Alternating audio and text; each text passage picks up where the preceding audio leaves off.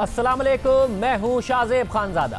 122 अरब रुपए का कौमी खजाने को सिर्फ पेट्रोलियम सेक्टर में नुकसान, मगर फायदा किसका हुआ? हम आपको बताएंगे कि कैसे जानते बूझते भी ऐसे फैसले किए गए जिनकी कोई मंतक नहीं थी और कौमी खजाने को 122 अरब रुपए का नुकसान पहुंचाया गया। मुल्की खजाने और अवाम को अरबों रुपए का नुकसान हो रहा है और वजीर आजम की काबीना वजीर आजम को और अवाम को सच बताने को तैयार नहीं है। अफसोस की बात है कि मीडिया पर बैठकर गलत बयानी की जाती है और जिम्मेदारी किसी और पर डाल दी जाती है। वुज़रा और स्पेशल असिस्टेंट गलत फैसलों की जिम्मेदारी लेने के बजाय कभी मीडिया, कभी ब्यूरोक्रेसी, कभी माजी की हुकूमतों और कभी दीगर इदारों पर जिम्मेदारी डाल देते हैं। गंदम और चीनी में मुल्क और कौम को 400 अरब रुपए से ज्यादा का नुकसान हो गया, मगर किसी हुकूमती वजीर के खिलाफ एक्शन नहीं हुआ। और अब हम आपको बताने जा रहे हैं कि सिर्फ बिजली और गैस के शोबे में गलत फैसलों और फैसलों में ताखीर से कम 122 अरब रुपए का मुल्क और कौम का नुकसान किया गया है, मगर फायदा किसका हुआ है? आपको दिखाते हैं कि एक के बाद एक फैसला गलत किया गया और कैसे जिम्मेदारी किसी और पर डाल दी गई। आपको हकाइक दिखाते हैं। हमने अपने प्रोग्राम में सवाल उठाया कि सिर्फ अगस्त और सितंबर के महीने में LNG वक्त पर ना खरीदने की वजह से लाखों डॉलर्स का नुकसान किया गया। जुलाई में अगस्त के लिए LNG 5.7% पर मिल रही थी, मगर हुकूमत ने मुकम्मल डिमांड के मुताबिक LNG का टेंडर करने के बजाय आखिरी वक्त में अगस्त में जाकर दूसरा टेंडर किया और फिर 5.7% की जगह 9.3% पर LNG मिली, यानी $5 मिलियन ज्यादा। दूसरी बिड से $2.5 मिलियन ज्यादा।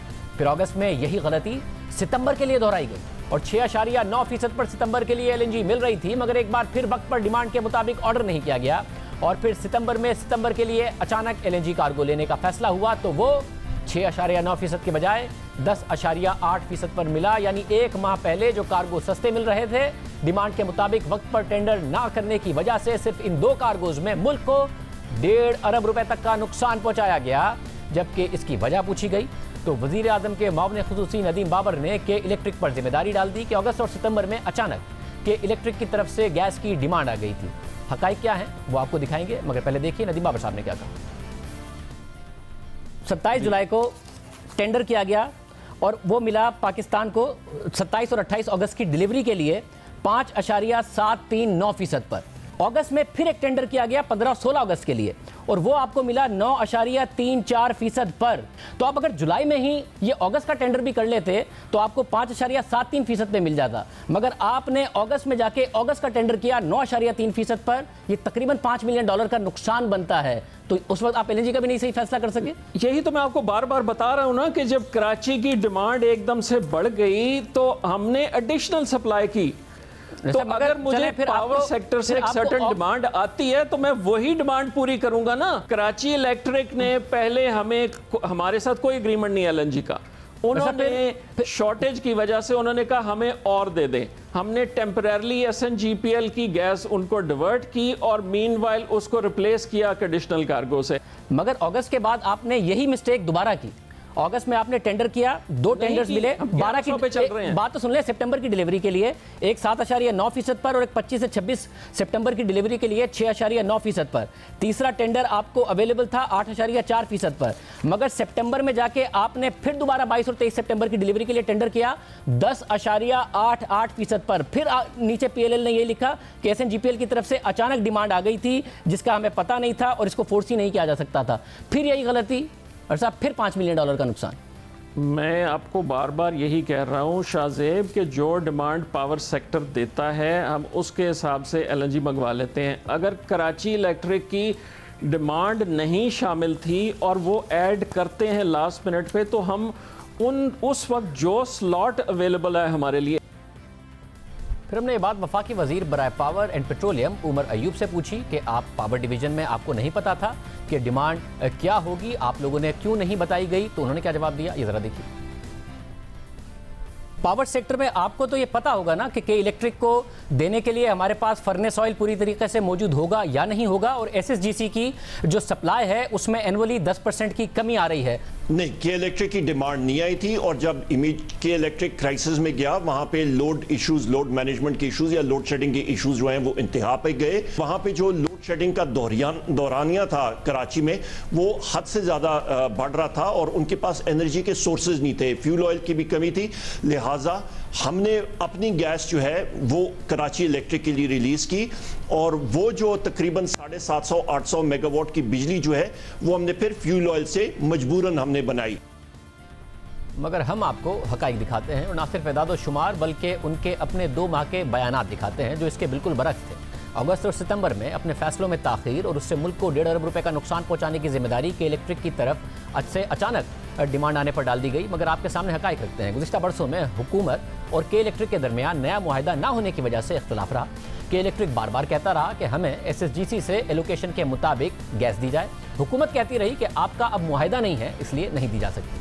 फिर कराची में बिजली का क्राइसिस आया और फिर 23 अप्रैल 2018 को काबीना की कमेटी बराए एनर्जी ने फैसला किया कि इलेक्ट्रिक को SSGC से 130 MMCFD गैस दी जाएगी और 60 MMCFD LNG दी जाएगी, यानी 190 MMCFD गैस हुकूमत देगी। फिर के इलेक्ट्रिक को 2018 से 190 MMCFD गैस मिलने लगी। मगर नदीम बाबर और उमर अयूब साहब ने दावा किया कि अगस्त और सितंबर में अचानक कि इलेक्ट्रिक की तरफ से डिमांड आने की वजह से LNG आखिरी वक्त में ऑर्डर की गई, जिसकी वजह से महंगी पड़ी। हम आपके सामने मजीद हकाइक रखते हैं।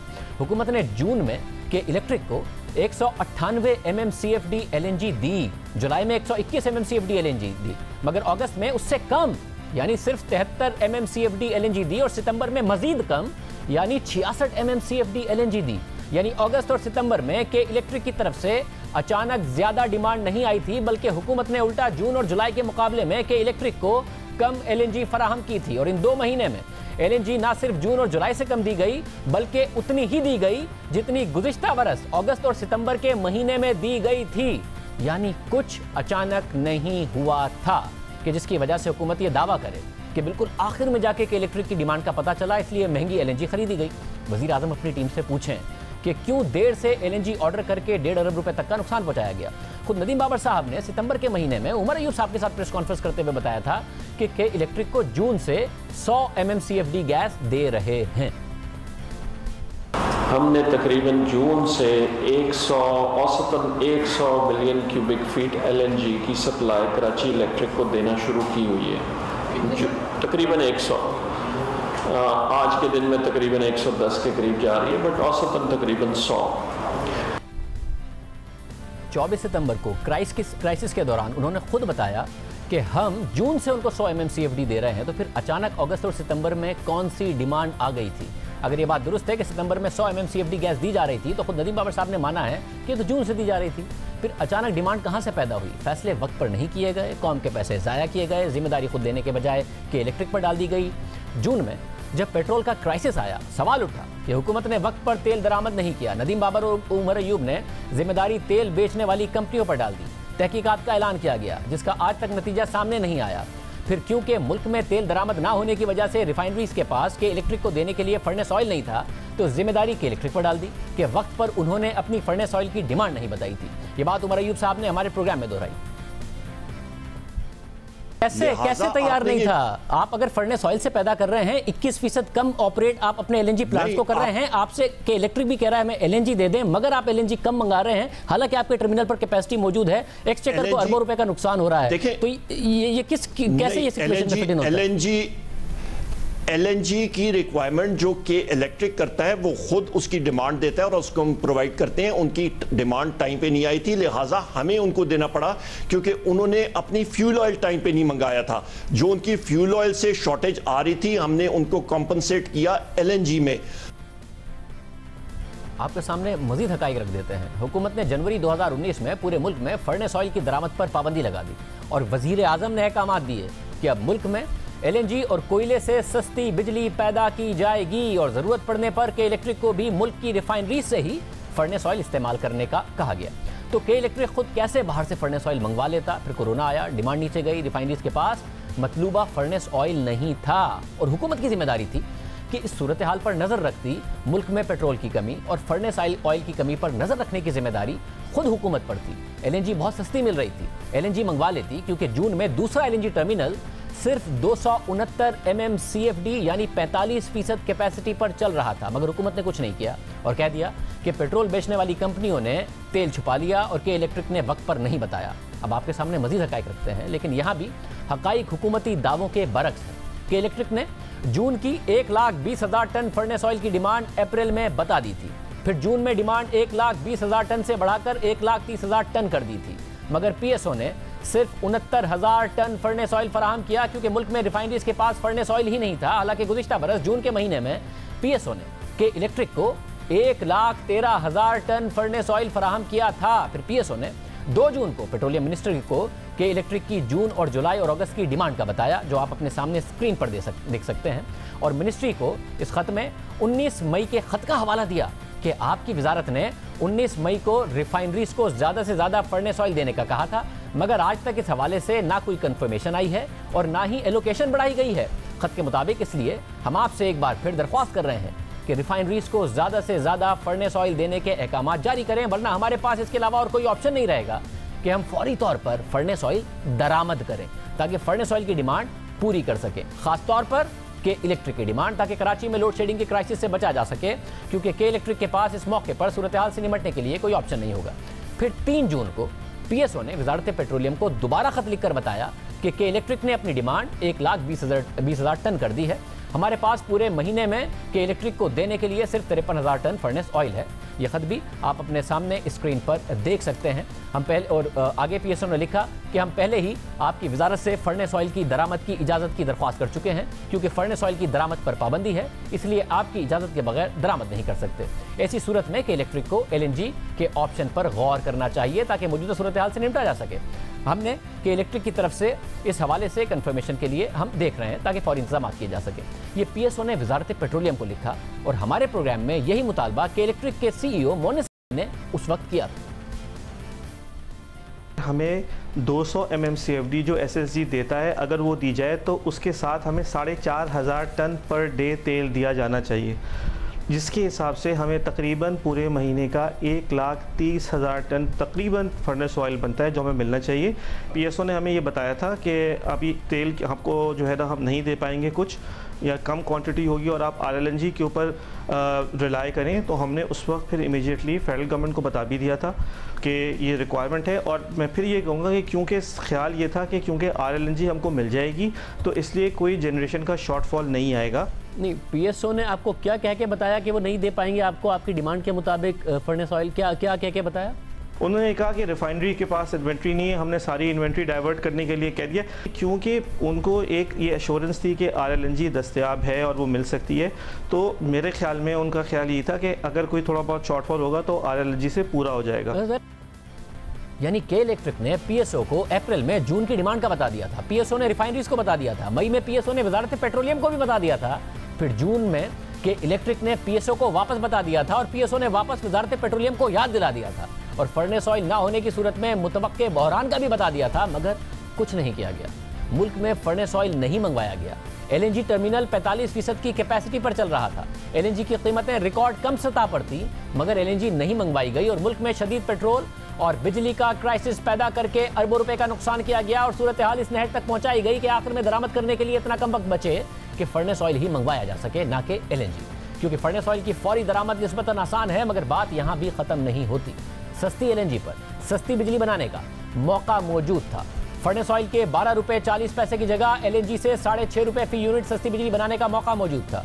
जुलाई में भी दूसरा LNG टर्मिनल महज 60% की कैपेसिटी पर चल रहा था, मगर हुकूमत ने 1,95,000 टन फर्नेस ऑयल दरामद करने का फैसला किया और पीएसओ ने जुलाई के महीने में फौरी दरामद का फैसला कर लिया। मुल्क में LNG प्लांट्स मौजूद थे जो गुज़िश्ता बरस के मुकाबले में 21% कम बिजली पैदा कर रहे थे। LNG टर्मिनल पर LNG दरामद के लिए जगह मौजूद थी, दुनिया में सस्ती LNG मौजूद थी, के इलेक्ट्रिक LNG मांग रही थी, मगर हुकूमत ने महंगा फर्नेस ऑयल दरामद करने का फैसला किया और फिर के इलेक्ट्रिक ने जुलाई के लिए 1 लाख टन फर्नेस ऑयल मांगा और हुकूमत ने दे दिया। अगस्त में 1 लाख टन फर्नेस ऑयल मांगा, वो भी दे दिया, मगर उमर अयूब साहब ने हमारे प्रोग्राम में ये मानने से साफ इनकार कर दिया कि इलेक्ट्रिक के लिए फर्नेस ऑयल मंगवाया गया था। पूछना चाह रहा हूं, आपने जुलाई में फर्नेस ऑयल 1,95,000 टन क्यों मंगाया? आपने आपके पास टर्मिनल पर कैपेसिटी 50% से भी कम ऑपरेट कर रहा था, आपने मजीद LNG क्यों नहीं मंगाई? बहुत सस्ती मिल रही थी। RFO इसलिए हम लोग मंगाते होते हैं, नंबर 1 कि हमारे फ्यूल टैंक्स जो हैं हमें मुख्तलिफ लोड सेंटर्स को देखना पड़ता है पूरे मुल्क में। लाहौर है, फैसलाबाद है, जहाँ पे वोल्टेज स्टेबिलिटी के लिए भी हमें RFO इस्तेमाल करना पड़ता है, नंबर 1। दूसरी बात यह है कि RFO हमने जब मंगाया था वो अपनी रिक्वायरमेंट के लिए मंगाया था। हालांकि नदीम बाबर साहब के मुताबिक के इलेक्ट्रिक के फर्नेस ऑयल के प्लांट्स बहुत ज़्यादा इनएफिशिएंट हैं, यानी बिजली महंगी पड़ती है। हमने वो गैस जो मंगवाई हुई थी NTDC के सिस्टम के लिए, उसमें से कुछ डाइवर्ट की कराची को। अगर हम वो कराची को डाइवर्ट ना करते तो जो कराची का क्राइसिस चल रहा था, कराची में इससे ज़्यादा महंगी बिजली पैदा होनी थी, और जितनी भी हो सकती थी वो इस नंबर से ज़्यादा होनी थी, क्योंकि कराची के प्लांट जो हैं फर्नेस ऑयल वाले वो नेशनल सिस्टम से लेस एफिशिएंट हैं। मगर अगस्त और सितंबर में हुकूमत ने के इलेक्ट्रिक को 1,04,000 टन और 1,34,000 टन फर्नेस ऑयल फराहम किया। LNG की सप्लाई जुलाई में 121 MMCFD थी, उसे कम करके अगस्त में 73 और सितंबर में 66 MMCFD कर दिया। मगर जब अगस्त सितंबर में आखिरी वक्त में महंगी LNG खरीदने का सवाल हमने उठाया तो फिर के इलेक्ट्रिक पर अचानक ज़्यादा LNG की डिमांड देने का इल्ज़ाम लगा दिया। हालांकि अगस्त और सितंबर में के इलेक्ट्रिक को जून जुलाई से कम LNG दी गई। दिलचस्प बात यह है कि जब सितंबर में कराची में SSGC की गैस सप्लाई कम हुई तो वफाकी हुकूमत ने के इलेक्ट्रिक पर नहीं, सिंध हुकूमत पर इल्ज़ाम लगा दिया कि गैस पाइपलाइन नहीं है।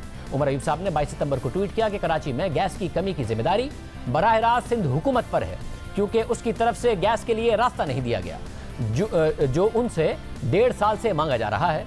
हम पहले ही के इलेक्ट्रिक को 100 MMCFD गैस दे रहे हैं ताकि मजीद सप्लाई उन्हें मुहैया कर सकें।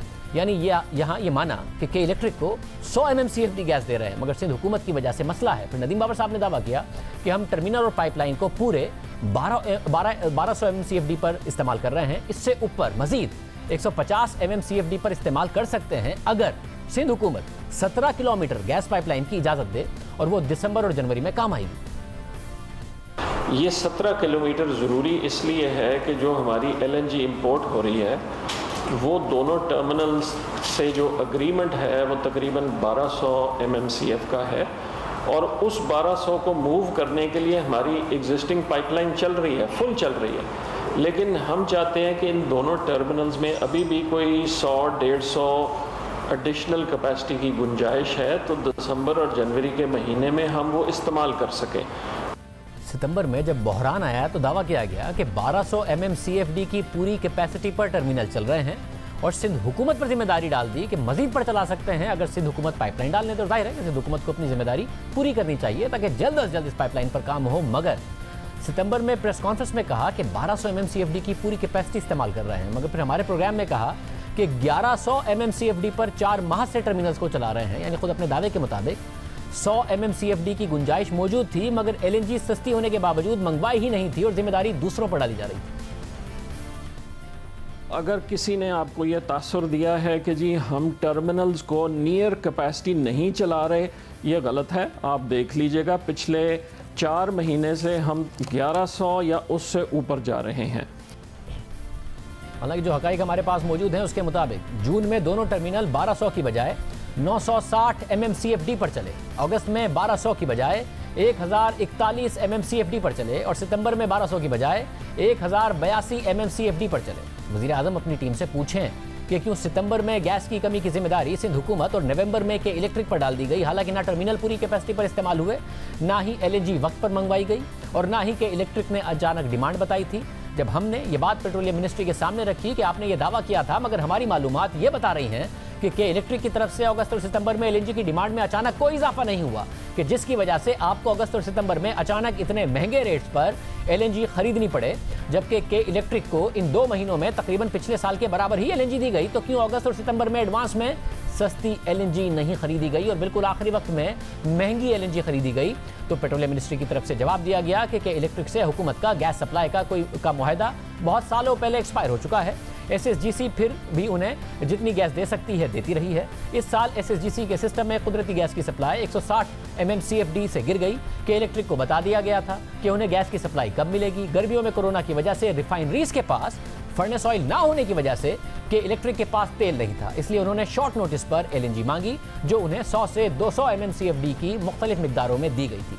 हमने अगस्त और सितंबर के महीने का पूछा था, क्योंकि प्रोग्राम में इस हवाले से नदीम बाबर साहब और उमर अयूब साहब ने दावा किया था, मगर जवाब गर्मियों के हवाले से दिया गया। मगर दिलचस्प बात यह है कि इस जवाब में ये तस्लीम किया गया कि गर्मियों में रिफाइनरीज के पास फर्नेस ऑयल नहीं था, इसलिए कि इलेक्ट्रिक को शॉर्ट नोटिस पर LNG देना पड़ी। हालांकि उमर अयूब साहब ने हमारे प्रोग्राम में दावा किया था कि इलेक्ट्रिक ने गर्मियों में फर्नेस ऑयल वक्त पर नहीं मंगवाया था। बहरहाल हमने फिर पेट्रोलियम मिनिस्ट्री से पूछा कि हमने मखसूस महीनों अगस्त और सितंबर के बारे में पूछा है कि इलेक्ट्रिक ने इन 2 महीने में कोई इजाफी एलएनजी नहीं ली, तो ये दावा क्यों किया गया कि आखिरी वक्त में महंगी एलएनजी अगस्त और सितंबर में कि इलेक्ट्रिक की तरफ से अचानक डिमांड बढ़ने की वजह से मंगवाई गई, तो फिर कोई जवाब नहीं दिया गया। मगर तहरीक इंसाफ की हुकूमत आने के बाद ये पहली दफ़ा नहीं है कि गैस का क्राइसिस आया है और अपनी जिम्मेदारी मानने के बजाय कभी की इलेक्ट्रिक और कभी सिर्फ हुकूमत पर जिम्मेदारी डाल दी गई है। 2018 की सर्दियों में भी गैस का बहरान आया, हुकूमत वक्त पर एलएनजी दरामद का ऑर्डर नहीं दे सकी और वक्त पर एलएनजी दरामद ना करने की वजह से गैस का बहुत बड़ा क्राइसिस हुआ। उस वक्त भी अपनी गलती नहीं मानी गई और सारी जिम्मेदारी सुई नॉर्दर्न और सुई सदर्न गैस कंपनी के एमडीज पर डालकर उन्हें बरतरफ कर दिया गया। वक्त पर एलएनजी ना मंगवाने की वजह से गैस का क्राइसिस पैदा हुआ। लाहौर, फैसलाबाद और कराची की इंडस्ट्री को गैस बंद कर दी गई। उन्होंने एहतजाज किया। सर्दियों में बिजली की लोड शेडिंग शुरू हो गई क्योंकि बिजली पैदा करने के लिए गैस नहीं थी। घरों में गैस कम हो गई क्योंकि गैस नहीं थी। नतीजा ये निकला कि 2018 की सर्दियों में बहुत महंगे फर्नेस ऑयल से बिजली पैदा की गई। दिसंबर 2018 में पावर सेक्टर को सिर्फ 200 MMCFD गैस दी गई, जिससे 2600 मेगावाट की जरूरत के बजाय महज 1200 मेगावाट की बिजली पैदा हुई और फिर 1600 मेगावाट बिजली फर्नेस ऑयल से पैदा की गई, जिससे फर्नेस ऑयल का इस्तेमाल 4200 टन से बढ़कर 18000 टन रोजाना पर पहुंच गया और महंगी बिजली पैदा करने की वजह से सिर्फ 1 महीने में 10 अरब रुपए का नुकसान हुआ। हमने उस वक्त के वजीर पेट्रोलियम से पूछा कि एमडी तो हटा दिए, मगर क्या आपने और पावर मिनिस्ट्री ने वक्त पर मीटिंग करके अपनी डिमांड भी बताई थी या एलएनजी खुद ही इन 2 कंपनियों के एमडीज ने दरामद कर लेनी थी? तो उन्होंने माना कि मीटिंग ही नवंबर के आखिर और दिसंबर में जाकर की थी। आपने जिम्मेदारी 2 एमडीज पर डाली है। अगर सुई नॉर्थ का एमडी पीएसओ को कहकर अपने तय ये फैसला करके कि इतनी एलएनजी की डिमांड होगी, अगर पीएसओ को कहकर गैस मंगा ले और आपके पावर प्लांट्स उस गैस को ना इस्तेमाल करें, तो वो पीएसओ को पैसे कैसे देगा? 35 अरब रुपए का पहले ही एलएनजी का, सिर्फ एलएनजी का सर्कुलर डेट है। 1400 अरब रुपए अलग हैं। उसके बाद आपके पावर प्लांट्स ना यूज करें तो पावर प्लांट्स ने डिमांड बतानी थी ना, आपके पावर डिवीजन ने डिमांड बतानी थी। जो डिमांड उन्होंने पुट की, वो डिमांड उसके मुताबिक वो पूरी ले नहीं सके। ये नवंबर में बिल्कुल ठीक बात, लेकिन दिसंबर की जो उनकी डिमांड थी वो हम क्यों नहीं दे सके? जो लोग ये कंपनी चला रहे हैं, ये सारी जिम्मेदारी इन लोगों की है। गुलाम सरवर साहब, आप और उमर अयूब साहब सितंबर में, अक्टूबर में या नवंबर में मिलके बैठे या आपने पावर कंपनीज को मिलके बिठाया एक साथ कि हमें दिसंबर में कितनी डिमांड चाहिए होगी, क्योंकि सर्दी होगी, क्योंकि शॉर्टेज होगी, और हम एसएनजीपीएल के एमडी को कह दें कि उसने इंपोर्ट करना है? कोई एक रिटन ऑर्डर मौजूद है आपका? शाहजेब 28 नवंबर 5 दिसंबर एक हफ्ते में 2 सीसीओ की मीटिंग हुई। सीसीओ की मीटिंग मैंने खुद चेयर की, उसमें पावर सेक्टर भी मौजूद था। उनसे फर्म हमने डिमांड ली, 1 साल पूरे की डिमांड ली। अब हमने फर्म डिमांड ले ली है, अब फर्म ऑर्डर हम प्लेस करेंगे। ये आइंदा ये मिसमैनेजमेंट, ये मैस आइंदा पैदा नहीं होगी। सरवर साहब ने कहा कि आइंदा ऐसा नहीं होगा, मेरिट ऑर्डर बना दिया है, उसी हिसाब से सस्ती बिजली पैदा करने के ज़राए को तरजीह दी जाएगी। एमडी हटा दिए गए, बाद में वज़ीर आज़म ने उन्हें भी हटा दिया और वज़ीर एविएशन लगा दिया, और आज फिर पाकिस्तान वहीं खड़ा है और फर्नेस ऑयल से महंगी बिजली पैदा की जा रही है। उमर अयूब साहब आज भी पावर और पेट्रोलियम के मिनिस्टर हैं, और गुलाम सरवर साहब ने जो PIA और पायलट्स के साथ बाद में किया वो हम सब ने देखा।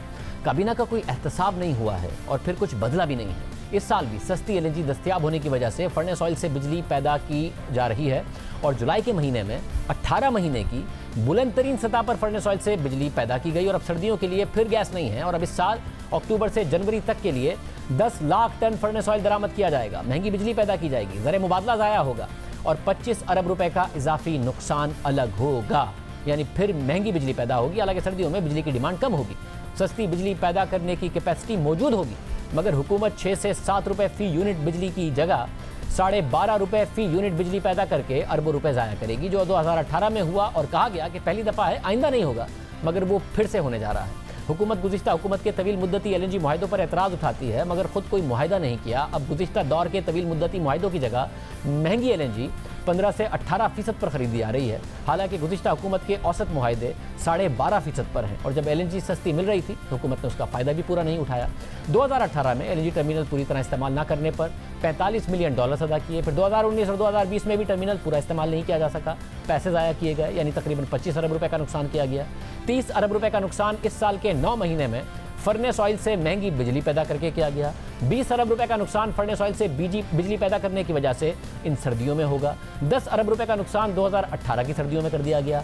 35 अरब रुपए का नुकसान गर्मियों में सस्ती LNG मिलने के बावजूद और ये पता होने के बावजूद कि दिसंबर में पाकिस्तान को LNG चाहिए होगी, फिर भी ऑर्डर करने में देर की गई क्योंकि पाकिस्तान अब LNG महंगी खरीद रहा है। इस वजह से 1.5 अरब रुपए का नुकसान अगस्त और सितंबर में देर से LNG खरीदने की वजह से कर दिया गया, हालांकि डिमांड का अच्छी तरह पता था।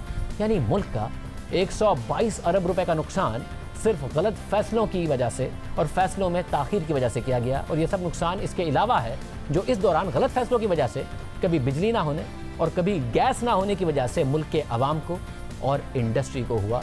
वज़ीर आज़म अपने वुज़रा से सवाल पूछें क्योंकि वो दूसरों पर जिम्मेदारी डाल देते हैं, गलत बयानी की जाती है, अपनी जिम्मेदारी नहीं मानी जाती है वुज़रा की तरफ से। प्रोग्राम में ब्रेक शामिल करते हैं।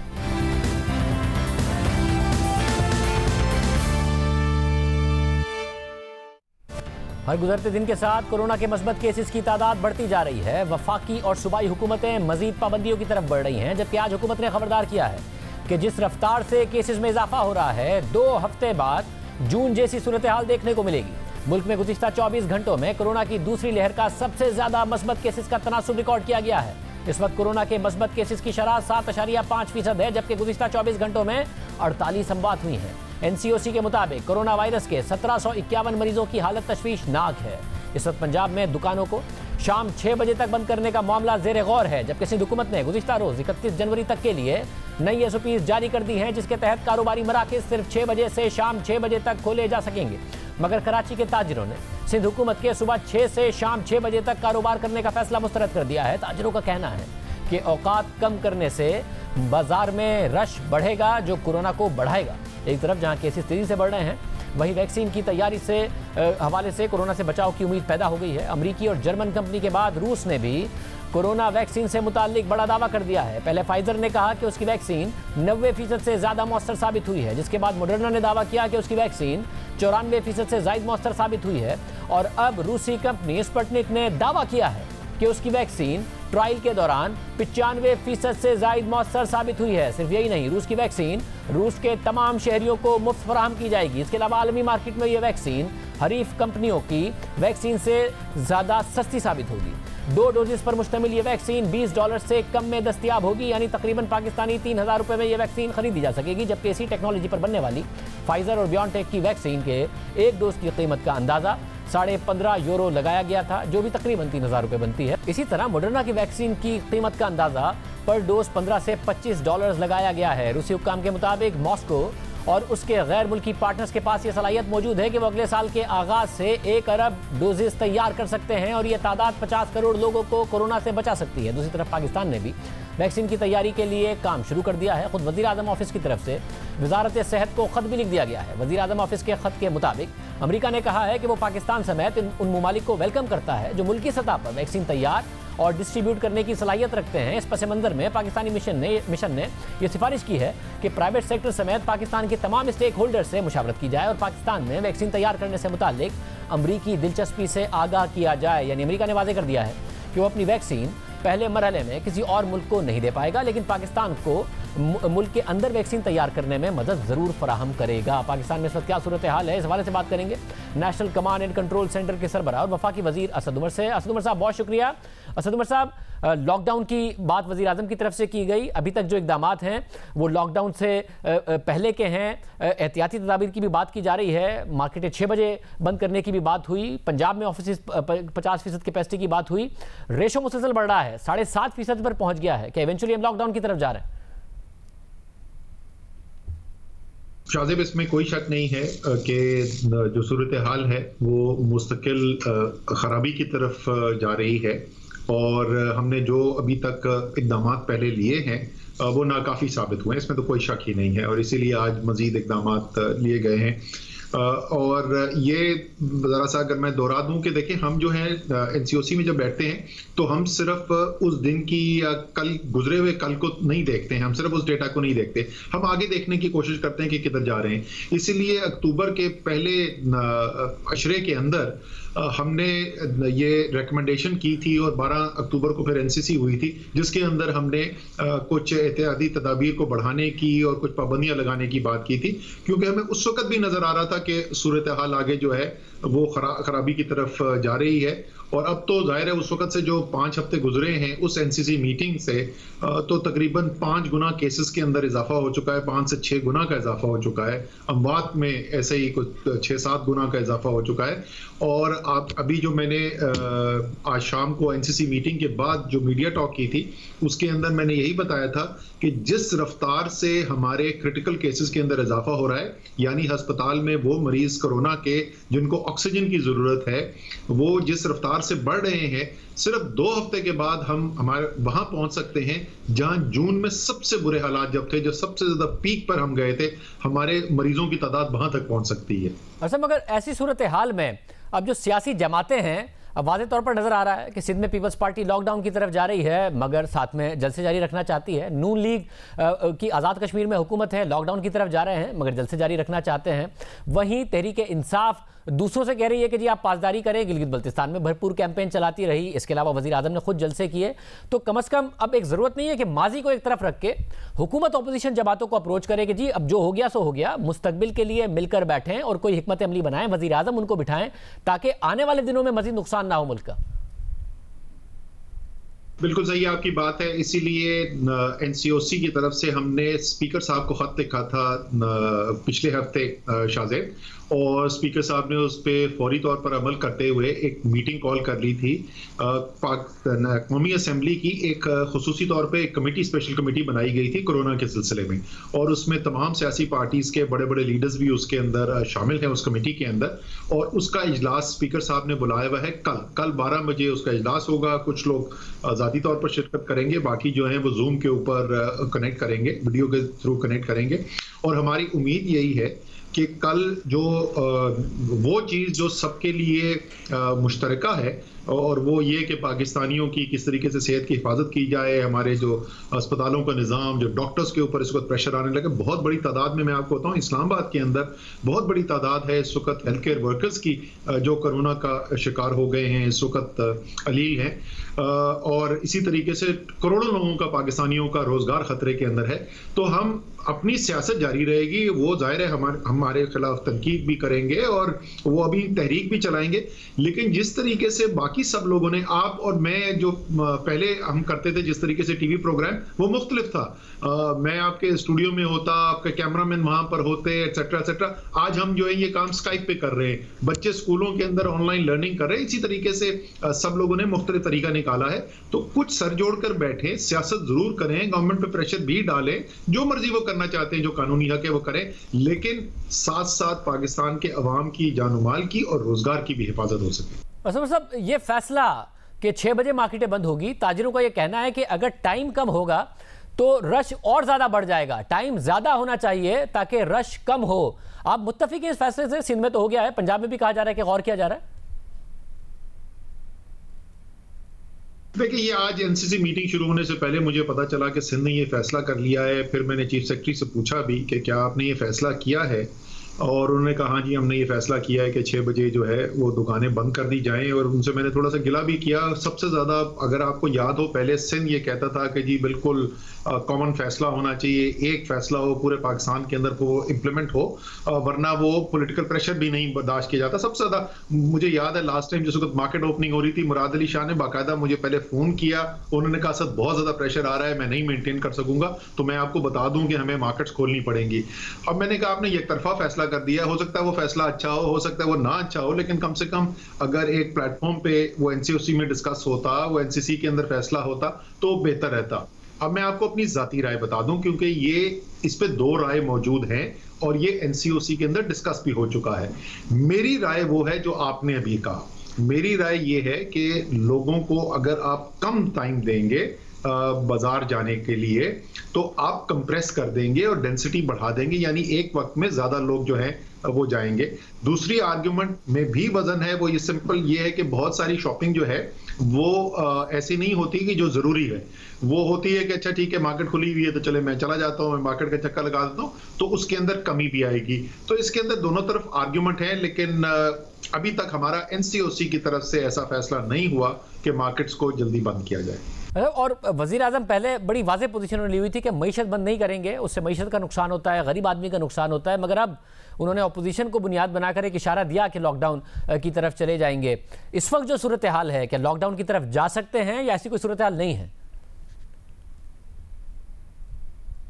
जी देखें, हमारी जो हदफ है, जो स्ट्रैटेजी है, हिकमत अमली है, वो बड़ी वाज़ेह है और वो वही है जो अप्रैल मई जून के महीने के अंदर थी।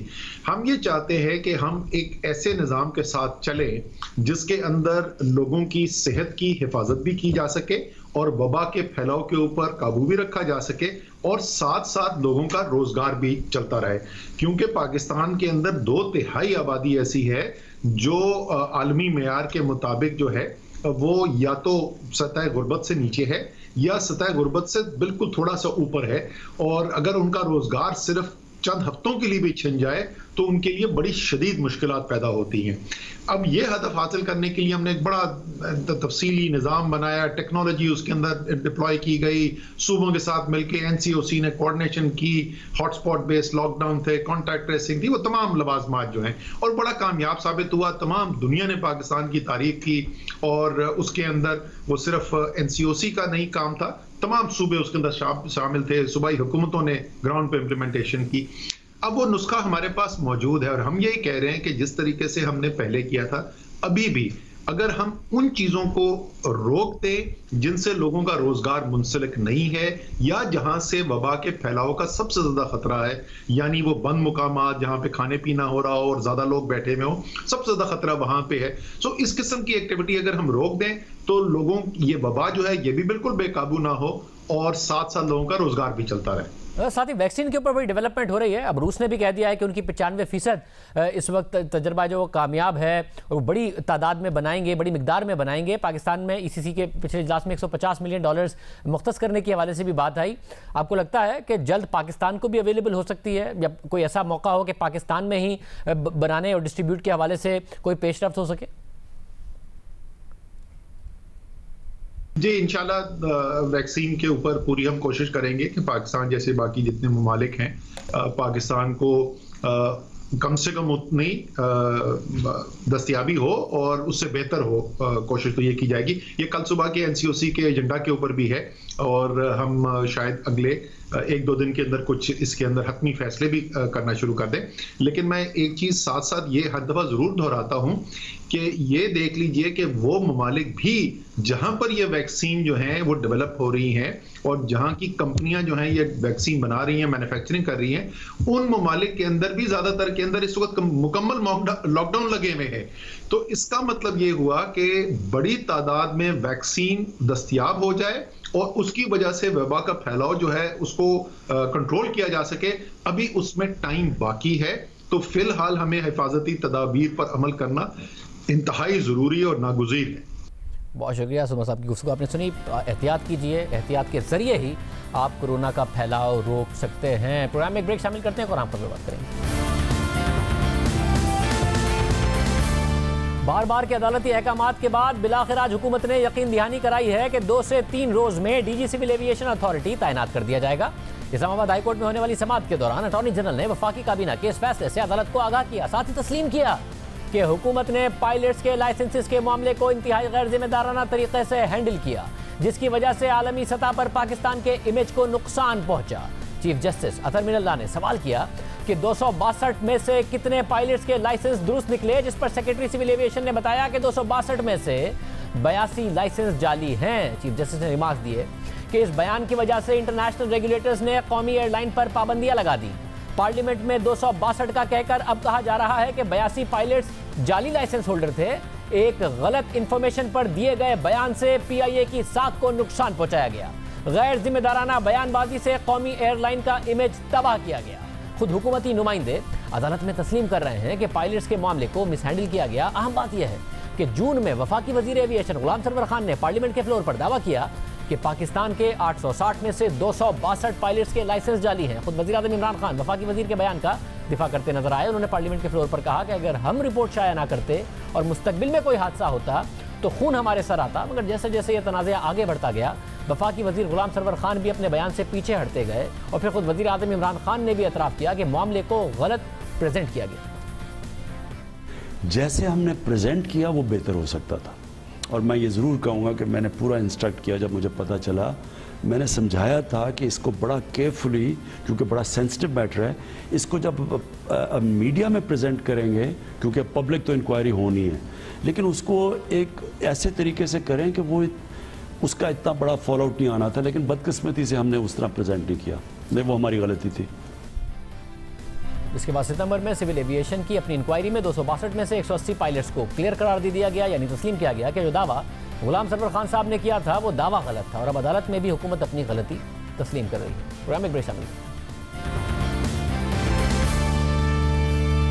किसानों की जानिब से महंगे गन्ने की फरोख्त और फसल की कटाई में ताखीर के हवाले से शुगर मिल्स एसोसिएशन ने 19 नवंबर को वजारत सनत और पैदावार को एक खत लिखा था, जिसमें हुकूमत से गन्ने की सपोर्ट प्राइस पर दस्तयाबी यकीनी बनाने का मुतालबा किया था।